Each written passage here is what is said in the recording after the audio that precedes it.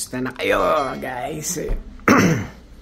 After ng ilang araw na o dalawang araw na malamig, ayan, uminit naman. Ito nga pala yung mga halaman. Medyo na gaano na sila, nag-a-adjust na sa weather. Yan. Yan ang mga ating mga galing pa ng ano to ng Thailand. Yan. Ito yung mga iba galing na dito. Mayroong seller sa BC. Yan. Lumaki na sila. Nakakatuwa, parang ano. Parang salamin yung ano nila mga daon nila. Yan. Ito yung favorite ni Carla.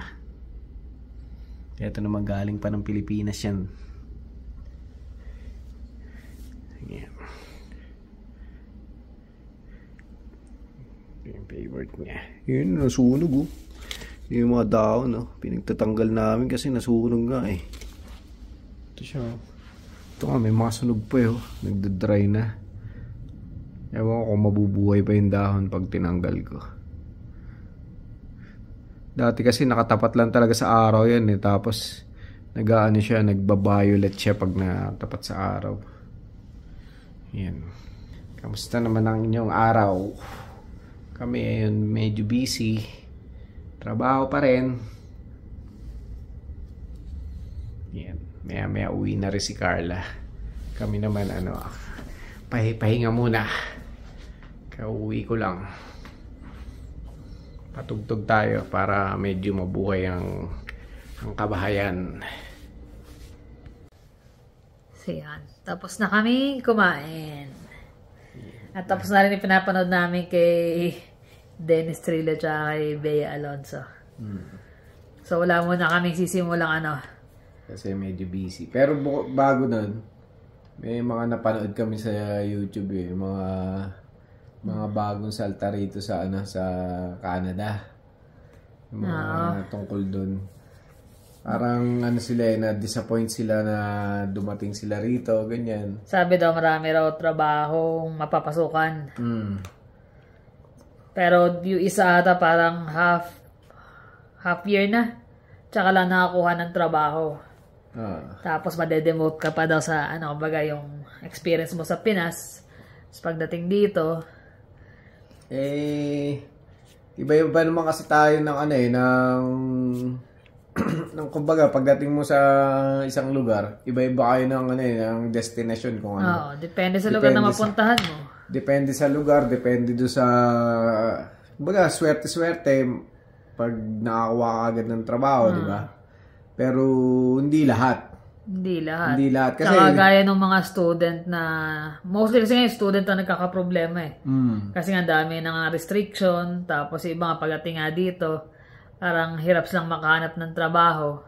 Tapos yung mga, dumagdag pa yung mga tourist, di ba? Mga visitor visa. Ayun, may mga naban pa nga eh. Dahil sa sa agency dahil naman sa mga agency naman na pinag-applyan nila. Pinagpare-pareho yung nila, yung letter o contentment yata yun, parang ganun. Kaya ang hirap din talaga eh. Dapat talaga i-sure mo muna. Tsaka kagandahan nga ngayon eh. Hindi mo man alam yung bansa po like dito sa Canada. Mag-search ka lang sa YouTube, ang dami nang nagbablog ng tungkol sa ang dami nagbablog talaga na pwede mong kuha na ng impormasyon. Kaya hindi pwedeng hindi ka naman pupunta sa isang lugar na wala ka talagang alam unless yung mga early 2000 ka or 90s. Hindi mo talaga walang masyadong internet nung ako nga nung dumating ako 2010, wala namang nagbablog pa nun tungkol sa buhay dito sa Canada, na yung buhay sa mga small town. Ngayon, kahit saan, ang dami mong makikita. Iba't ibang province, iba't ibang city. Makikita mo nga nagbablog na Pinoy. So, meron kang guidelines. Mostly iba student. Yung mga lately ngayon na mga nagbablog, mostly mga student talaga student na sinishare nila yung experience nila. So, from doon, kailangan, bago kayo pumunta rito, mag-decide muna talaga na na kung ano yung sure na ba talaga kayo. Para pagdating dito, hindi kayo yung maaawa kay sarili nyo kasi yung trabaho nyo sa Pinas, iba pagdating dito.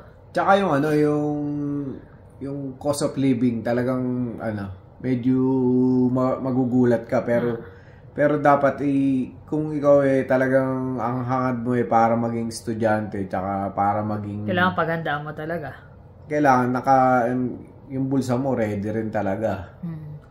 So pagdating dito kailangan medyo meron kang ano talaga bala. Kasi ang hirap nung aasa ka na magkaroon ka kagad ng work kasi hindi basta-basta lalong ang daming nag-uunaan sa trabaho. Tsaka ano yung kumbaga pagdating nila rito na ano yung loob nila, parang nasisira yung loob niya. Napanghihinaan sila ng loob. Nanghihina yung loob nila. Lalong hindi nakakatulong sa sa ano nyo, sa sitwasyon kumbaga.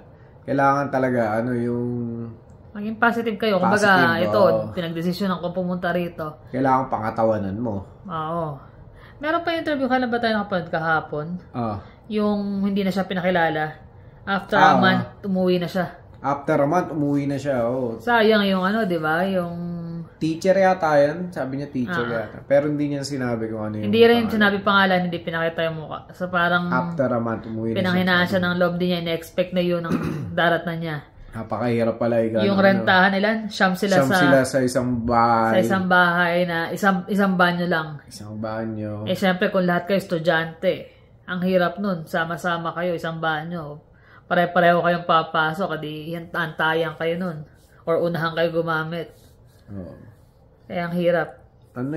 Kumbaga, yung iba talaga, pagdating dito, kahit na nanonood din ng mga vlog, hindi rin nila kabisado kung ano yung tsaka hindi, kahit manood ka ng vlog, hindi mo na expected talaga hanggat wala ka doon sa sitwasyon.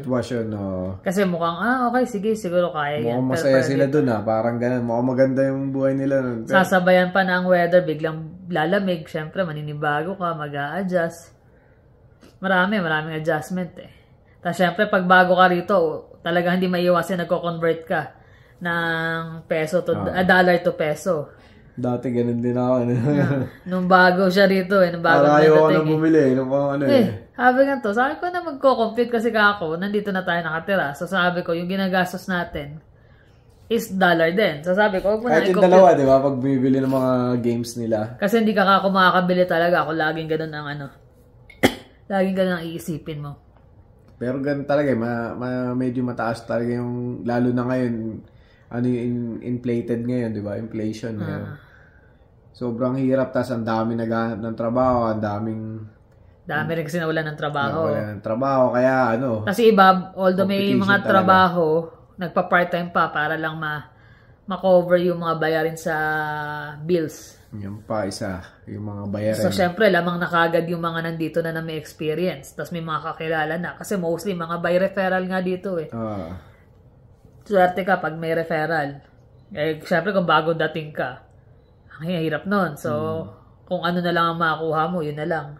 Naka-establish na yung mga nauna Kumbaga, nakapag-set foot na sila, nakapagbuo na sila ng mga circle of friends. Yung circle of friends naman nakakapagbigay sa kanila ng impormasyon para maghanap ng trabaho, ganyan. Tama.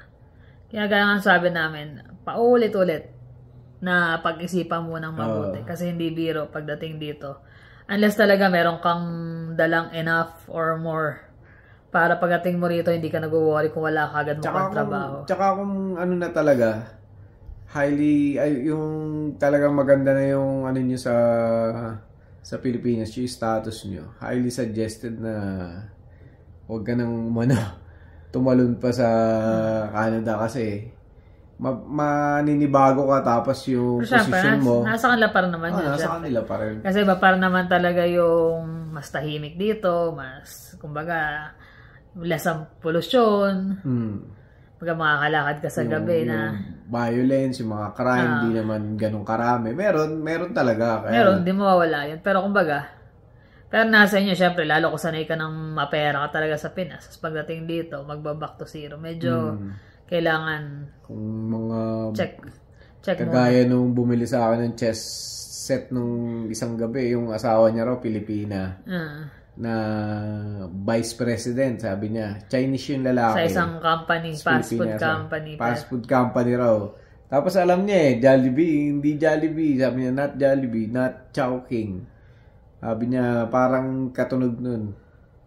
Sabi ko, Pizza Hut, Shakey's, hindi daw. Philippine company, sabi niya. Malaki, Greenwich. Mas malaki pa raw ang sahod ng asawa niya kaysa ngayon dito. Ngayon dito. Pero pinili pa rin na dito na lang din. Kasi iba pag nandito ka na, nasanay ka na sa buhay dito, tahimik.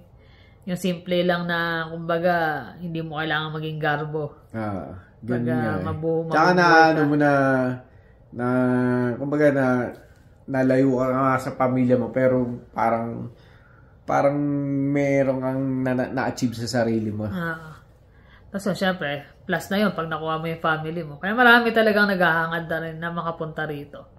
Pero marami rin nagsisisi na nagpunta. Kaya bago gaya na isa na yun, di ba? 1 month pa lang, umuwi na, bumalik na ng Pilipinas. Ang dami rin mga medyo mahirap yun kasi naubos mo yung magkano inubos mong pera pagdating dito. Tapos uuwi ka lang din.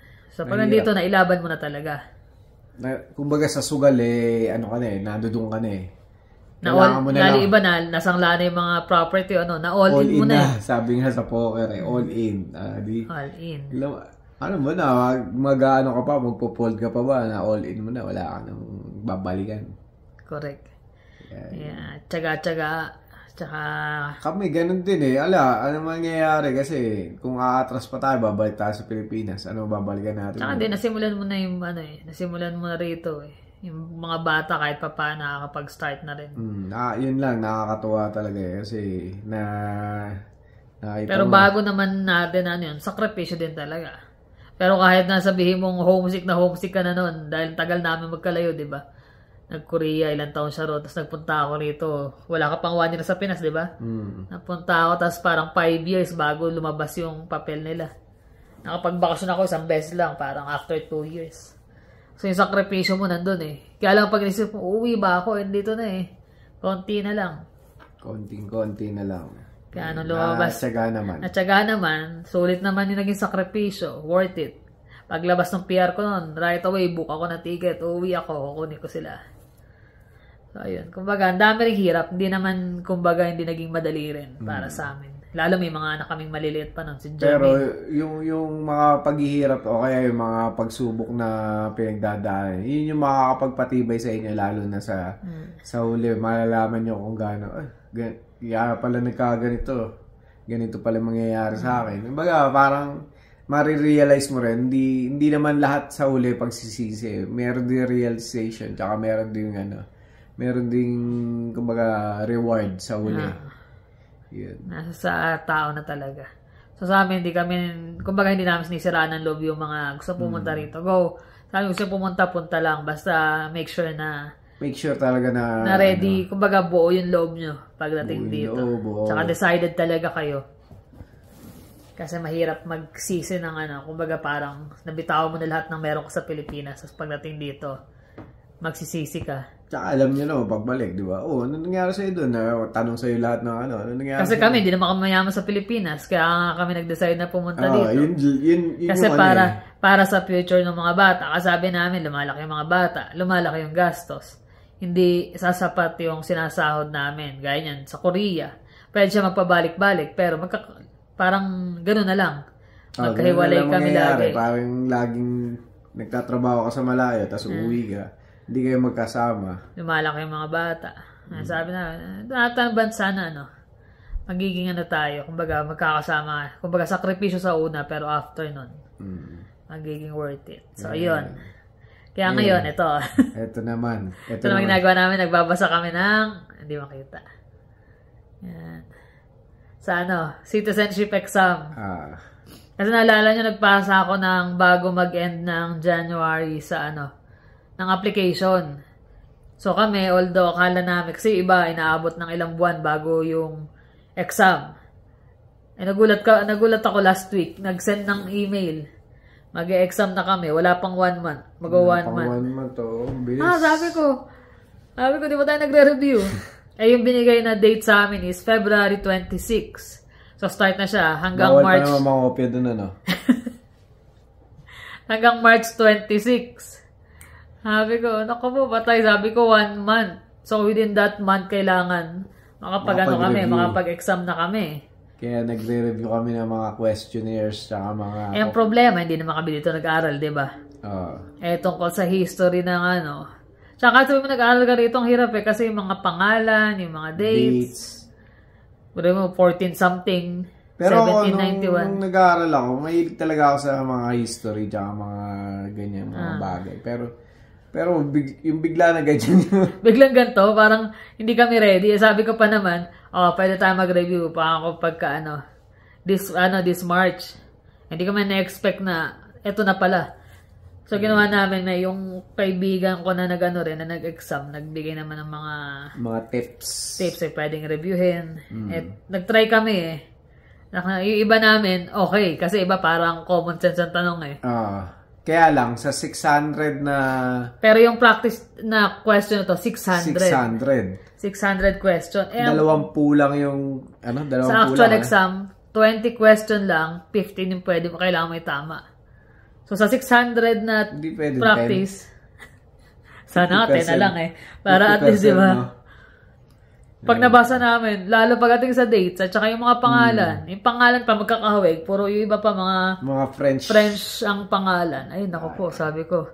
Kailan nagsimula yung ganito, yung expedition na ganyan. Napapapikit na nga ako habang nagbabasa Ano pa lang kami, ilang chapter pa lang. Tapos isang chapter parang limang exam, 5 quiz, sabi ko. Mapapakamot ka na lang doon. Parang 2 days na tayo nagbabasa. Sabi ko nga sana yung exam, bibigay sa'yo 20 kagad. Tapos sasagutan mo isa-isa. Hindi, parang isa yata, time limit. May time limit siya na 45 minutes, pero syempre, ang hirap magkamali sa dami ng pinapractice mo, hindi mo alam kung ano yung lalabas doon. Pero tanongin nyo kung sino maraming nakasagot. Magaling ako mahula. Magaling sa mahula Dati, yung mga magpapahula dyan Teka Carol, magpapahula ka ba? Sabihin mo lang sa akin. So ito, parang kailangan pa ulit-ulitin mo siyang basahin para maalala mo. So ito, nakailang chapter na. Although may umuulit Magkano ka ng sample? Magbigay ka ng sample. Sige, try natin. Resume natin ng training. Chapter 5. Chapter 5, practice question 1. Start now. Who were the group of 7? Who were the group of 7? 7 Canadian greatest war heroes. Pangalawa, the father of Confederation. Pangatlo, the 7 Canadian best hockey player. Pang-apat, 7 Canadian visual art artists. Kasi nung nag-aaral din kami, tapos kami gumagawa ng questionnaire para sa mga high school. Kailangan merong familiarization, merong magkakamukha na question. Parang lilituhin ka. 7 Canadian greatest war heroes. Hinahanap niya who were the group of 7. So, wala akong kaalam-alam dyan. 7 Canadian greatest war hero. Tapos yung dalawa, the father of Confederation. X na yan. 7 Canadian best hockey player. X na rin yan. So, 7 Canadian visual art artists who developed a certain style of painting. Pero sa akin siguro yung una. Who were the... Try natin. Mali. Sabi na yung dalawa Yung dalawa lang ang option mo dyan Pero yun nga, kasi meron naman siyang actually book. Kaso ang kapal ng book. Babasahin mo pa ulit-ulit. Paulit-ulit. Pero itong yung practice na mga tanong, at least ipapamiliar mo na lang. Na lalabas dyan yung tanong? Dito daw talaga lumabas yung mga tanong. Daw, okay. So, yung mga nag-a-apply dyan, i-message nyo lang siya. May bayad kasi May bayad yung $30. Magkano? $30. Although yung kaibigan ko yung kumari ko, si Milet, nagbigay din siya ng sample na So, binasa natin ng una nakaraan. Hindi pa tayo bumibili. So, sasabayan ko nun at saka ito. Itong sa yung binili namin, dalawa kami nagsasabay ng basa at saka exam. Si Jonas din. Tsaka pag sinusulat ko na lang din. Sabi namin, mainam sulat na lalo yung mga pangalan. Kasi nga, sabi nga namin, nakakalito yung mga pangalan Sobrang malilito ka. Lalo yung mga date tsaka yung ano pangalan. Ito iba na eh. Yung una tsaka pangalawa, 3 chapter, puro tungkol sa history talaga eh. Ayan, What does the Canada Health Act ensure? Diba? Publicly funded education, common elements and a basic standard of coverage, no more contagious epidemics in Canada, drinkable water for all Canadians. Ito, coverage. Galing. Minsan na lang talaga. Minsan kasi may mga common sense. So, kailangan intindihin mo lang mabuti talaga yung question. Sabi ng iba, mga natanong ko, madali lang. Kasi nag-review sila. Kami, hindi pa kami nagre-review. Tapos, limited na lang kami sa oras. Pagdating mo pa, antok ka na, pagod, ganyan. Sabi ko 3 weeks. Mag-review tayo ng 3 weeks. Tapos, exam na natin. Kaya ngayon, after namin ng hapunan, yan ang ginagawa namin ngayon. Yan. Nakita nyo, hinikab na ako. Nagbabasa lang ng Kagabi, sabi namin, antok na. Aga namin umakit ng kwarto. Antok na eh. Dahil nga nagbabasa kami pareho, nakakantok to kaso hindi kami pwedeng tamarin Kailangan talaga Kaya nga sabi ko, susulat ko na lang din para, kunyari, sa trabaho, break time or Mababasa niya. Mababasa ko. Lalo familiar doon sa pangalan tsaka mga dates. Yun lang naman, i-share lang naman namin sa inyo yung aming kaganapan lately. So, busy nga, kaya hindi masyadong Hindi kami mga nakakalabas-labas masyado. Hindi talaga tayo palabas Ayan, ang labas niya. Pininturahan ko na yan. Yung pinikap ko na pininturahan na niya. Green na green lang yan, Dumadami na ang dinosaur niya. Hindi, ang ganda naman kasi ng yung mga scales niya. And details. Pero yung mga batik-batik na yan, ako nilang gumawa niyan. Sa kanya nag-focus Pakita mo pa yung iba pa. Na pininturahan mo. Nakita na yata nila itong ibon. Araw-araw darating ako, galing trabaho. Yan ang kanyang pinagkakaabalan. Nakakatuwa kasi yung itsura nila Tapos kung napanood niyo yung movie, mas maganda makakita niyo yung tunay na itsura niya. Pero ang dinosaur naman talaga, walang nakakaalam kung ano yung color pattern. Yung iba nga nagulat sila kasi may mga feathers yung yung mga dinosaur. So inassume nila na may yung T-Rex daw may feather din or may balahibo ganyan. Wala naman tayong nakakalap kasi wala naman tao. Kasi bones lang yung nakuha nila So inaano yung structure ng buto lang kung paano. Ayun lang naman guys. Salamat ulit sa inyong panonood. Pagpasensyahan nyo na ako. Maraming salamat Chika-chika lang tayo today.